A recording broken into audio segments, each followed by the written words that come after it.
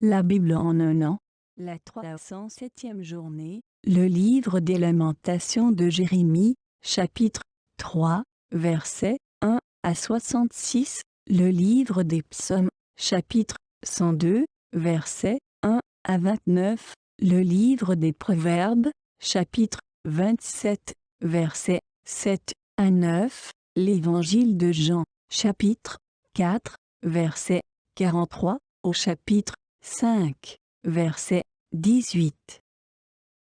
Le livre des Lamentations, chapitre 3. Je suis l'homme qui a vu la misère sous le bâton de sa fureur. Il m'a poussé, il m'a fait avancer dans les ténèbres et non dans la lumière. Sans cesse, il tourne et retourne sa main contre moi. Il a fait dépérir ma chair et ma peau, il a brisé mes os. Il a érigé des constructions contre moi, il m'a environné de poison et de douleur. Il me fait habiter dans les ténèbres, comme ceux qui sont morts depuis longtemps. Il m'a emmuré pour que je ne puisse pas sortir. Il a alourdi mes chaînes. J'ai beau crier et implorer du secours, il tient ma prière enfermée. Il a barré mon chemin avec des pierres de taille. Il a dévié mes sentiers. Il a été pour moi un ours en embuscade, un lion dans un endroit caché. Il a détourné mes voies, il m'a mis en pièces. Il a fait de moi un homme dévasté. Il a tendu son arc et m'a dressé comme cible pour ses flèches. Il a fait pénétrer dans les profondeurs de mon être les flèches de son carquois. Je suis pour tout mon peuple un objet de moquerie. À longueur de journée, je suis l'objet de leurs chansons. Il m'a rassasié d'herbes amères, il m'a enivré d'absinthe. Il a cassé mes dents avec des cailloux, il m'a piétiné dans la cendre. Tu m'as enlevé la paix, j'ai oublié ce qu'est le bonheur. Alors j'ai dit, je n'ai plus d'avenir, je n'ai plus d'espérance en l'Éternel. Souviens-toi de ma détresse et de ma misère, de l'absinthe et du poison. Moi, je m'en souviens bien et je sombre. Voici ce que je veux méditer pour garder espoir. Les bontés de l'Éternel ne sont pas épuisées. Ses compassions ne prennent pas fin. Elles se renouvellent chaque matin. Que ta fidélité est grande. Je le déclare, et l'Éternel est mon bien. C'est pourquoi je veux m'attendre à lui. L'Éternel a de la bonté pour celui qui compte sur lui, pour celui qui le recherche. Il est bon d'attendre en silence le secours de l'Éternel. Il est bon pour l'homme de devoir se plier à des contraintes dans sa jeunesse. Qu'il se tienne solitaire et silencieux lorsque l'Éternel le lui impose. Qu'il mette sa bouche dans la poussière. Il y a peut-être de l'espoir. Qu'il présente la joue à celui qui le frappe. Qu'il soit rassasié d'insultes.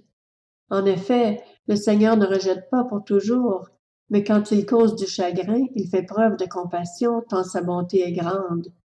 De fait, ce n'est pas de bon cœur qu'il humilie, qu'il cause du chagrin aux hommes. Quand on écrase et piétine tous les prisonniers d'un pays, quand on viole le droit d'un homme devant le Très-Haut, quand on fait du tort à un être humain alors qu'il défend sa cause, le Seigneur ne le voit-il pas? Qui n'a qu'à parler pour qu'une chose se produise, si le Seigneur ne l'a pas ordonné? N'est-ce pas de la bouche du Très-Haut que sortent les malheurs et le bonheur? Pourquoi l'être humain resté en vie se plaindrait-il? Que chacun se plaigne de ses propres péchés. Réfléchissons à nos voies, examinons-les et retournons à l'Éternel. Élevons notre cœur, tout comme nos mains, vers le Dieu qui est au ciel. Nous avons commis des transgressions, nous nous sommes révoltés, et toi, tu n'as pas pardonné. Tu t'es enveloppé de colère et tu nous as poursuivis. Tu as tué sans pitié. Tu t'es enveloppé d'un nuage pour empêcher la prière de parvenir jusqu'à toi. Tu as fait de nous un objet de mépris et de rejet au milieu des peuples. Tous nos ennemis ouvrent la bouche contre nous. Nous avons connu la terreur et le trou, la dévastation et la ruine. Des torrents d'eau coulent de mes yeux à cause du désastre qui frappe la fille de mon peuple. Mon œil fond en larmes, sans repos, sans répit, jusqu'à ce que l'Éternel regarde et voie du haut du ciel. Mon œil me fait souffrir à cause du malheur qui s'est abattu sur toutes les filles de ma ville. Ils m'ont pourchassé avec persévérance, comme si j'étais un oiseau. ceux qui sont mes ennemis sans raison. Ils ont voulu mettre fin à ma vie en me jetant dans un puits et m'ont lancé des pierres. L'eau a submergé ma tête. Je me disais, je suis perdu. J'ai fait appel à ton nom éternel au plus profond du puits. Tu as entendu ma voix. Ne bouge pas tes oreilles à ma demande de délivrance, à mon appel au secours. Le jour où j'ai fait appel à toi, tu t'es approché. Tu as dit, n'aie pas peur. Seigneur, tu as défendu ma cause. Tu as racheté ma vie. Éternel, tu as vu le tort qu'on m'a fait. Rends-moi justice. Tu as vu leur soif de vengeance, tout leur complot contre moi. Éternel, tu as entendu leurs insultes, tout leur complot contre moi, les discours de mes adversaires et les propos qu'ils tenaient à longueur de journée contre moi. Regarde, qu'ils restent assis ou se lèvent, ils se moquent de moi dans leurs chansons. Tu leur rendras ce qu'ils méritent, Éternel, conformément à leur manière d'agir. Tu les rendras obstinés, ta malédiction reposera contre eux.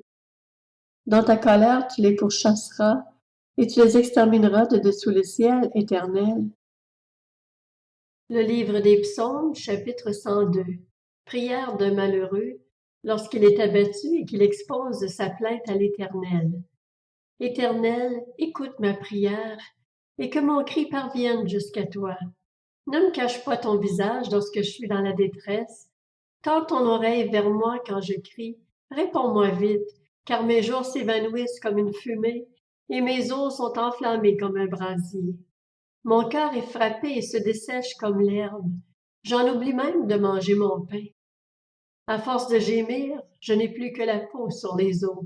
Je ressemble au pélican du désert. Je suis comme le chat-huant des ruines. Je suis privé de sommeil, et je ressemble à l'oiseau resté tout seul sur un toit. Chaque jour, mes ennemis m'insultent. Ils se moquent de moi. Ils emploient mon nom dans leurs serments. Je mange de la cendre au lieu de pain, et je mêle des larmes à ma boisson à cause de ta colère et de ta fureur. Oui, tu t'es emparé de moi et m'as rejeté. Mes jours déclinent comme l'ombre du soir, et je me dessèche comme l'herbe. Mais toi, Éternel, tu règnes éternellement, et l'on se souvient de toi de génération en génération. Tu te lèveras, tu auras compassion de Sion, car il est temps de lui faire grâce. Oui, le moment fixé est arrivé, car tes serviteurs en aiment les pierres, et sont attachés à sa poussière. Alors les nations craindront le nom de l'Éternel, tous les rois de la terre craindront ta gloire. Quand l'Éternel reconstruira Sion, il se montrera dans sa gloire. Il est attentif à la prière de celui qu'on a dépouillé, il ne méprise pas sa prière. Que cela soit écrit pour la génération future, et que le peuple, ainsi créé, célèbre l'Éternel, car il regarde du haut de sa demeure sainte. Du haut du ciel, l'Éternel observe la terre, pour écouter le gémissement des prisonniers, pour délivrer ceux qui sont destinés à la mort. Alors on proclamera dans Sion le nom de l'Éternel et ses louanges dans Jérusalem, quand tous les peuples et tous les royaumes se rassembleront pour servir l'Éternel. Il a brisé ma force en chemin, il a abrégé mes jours. Je dis, mon Dieu, ne m'enlève pas au milieu de ma vie, toi dont l'existence traverse les générations.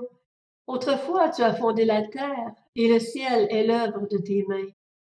Eux, ils disparaîtront, tandis que toi, tu restes là. Ils vieilliront tous comme un vêtement. Tu les remplaceras comme un habit, et ils céderont la place. Mais toi, tu es toujours le même, et ton existence n'aura pas de fin. Les fils de tes serviteurs pourront s'établir, et leur descendance s'affermira devant toi. Le livre des Proverbes, chapitre 27. Celui qui est rassasié piétine le rayon de miel, tandis que celui qui a faim trouve doux tout ce qui est amer. L'homme qui erre loin de chez lui est pareil à l'oiseau qui erre loin de son nid. L'huile et les parfums réjouissent le cœur, et la douceur d'un ami vaut mieux que nos propres conseils. De Jean, chapitre 4. Après ces 2 jours, Jésus partit de là pour se rendre en Galilée, car il avait déclaré lui-même qu'un prophète n'est pas honoré dans sa propre patrie. Lorsqu'il arriva en Galilée, Il fut bien accueilli par les Galiléens qui avaient vu tout ce qu'il avait fait à Jérusalem pendant la fête. En effet, eux aussi étaient allés à la fête. Jésus retourna donc à Cana en Galilée, où il avait changé l'eau en vin. Il y avait à Capernaum un officier du roi dont le fils était malade. Quand il apprit que Jésus était venu de Judée en Galilée, il alla le trouver et le pria de descendre guérir son fils, car il était sur le point de mourir. Jésus lui dit, « Si vous ne voyez pas des signes et des prodiges, vous ne croirez donc pas? » L'officier du roi lui dit, « Seigneur, descends avant que mon enfant ne meure. » « Vas-y, lui dit Jésus, ton fils vit. » Cet homme crut à la parole que Jésus lui avait dite et s'en alla. Il était déjà en train de redescendre lorsque ses serviteurs vinrent à sa rencontre et lui dirent, « Ton enfant vit. » Il leur demanda à quelle heure il était allé mieux, et ils lui dirent, « C'est hier à 1 heure de l'après-midi que la fièvre l'a quitté. » Le père reconnut que c'était à cette heure-là que Jésus lui avait dit, « Ton fils vit. » Alors il crut, lui et toute sa famille. Jésus fit ce deuxième signe miraculeux après être revenu de Judée en Galilée. L'Évangile de Jean, chapitre 5. Après cela, il y eut une fête juive et Jésus monta à Jérusalem. Or, à Jérusalem, près de la porte des brebis, il y a une piscine qui s'appelle en hébreu Bethesda et qui a 5 portiques. Sous ces portiques, un grand nombre de malades étaient couchés, des aveugles, des boiteux, des paralysés. Ils attendaient le mouvement de l'eau, car un ange descendait de temps en temps dans la piscine et agitait l'eau. Et le premier qui descendait dans l'eau, après qu'elle avait été agitée, était guéri, quelle que soit sa maladie. Là se trouvait un homme infirme depuis 38 ans. Jésus le vit couché, et sachant qu'il était malade depuis longtemps, il lui dit, « Veux-tu être guéri? » L'infirme lui répondit, « Seigneur, je n'ai personne pour me plonger dans la piscine quand l'eau est agitée, et pendant que j'y vais, un autre descend avant moi. » « Lève-toi, lui dit Jésus, prends ton brancard et marche. » Aussitôt, cet homme fut guéri, il prit son brancard et se mit à marcher. C'était un jour de sabbat. Les Juifs dirent donc à celui qui avait été guéri, « C'est le sabbat, il ne t'est pas permis de porter ton brancard. » Il leur répondit, « Celui qui m'a guéri m'a dit, prends ton brancard et marche. » Ils lui demandèrent, « Qui est l'homme qui t'a dit, prends ton brancard et marche? » Mais celui qui avait été guéri ne savait pas qui c'était, car Jésus avait disparu dans la foule qui était à cet endroit. Quelque temps plus tard, Jésus le retrouva dans le temple et lui dit, « Te voilà guéri, ne pêche plus de peur qu'il ne t'arrive quelque chose de pire. » Cet homme s'en alla annoncer aux Juifs que c'était Jésus qui l'avait guéri. C'est pourquoi les Juifs poursuivaient Jésus et cherchaient à le faire mourir, parce qu'il avait fait cela le jour du sabbat. Cependant, Jésus leur répondit, « Mon Père est à l'œuvre jusqu'à présent.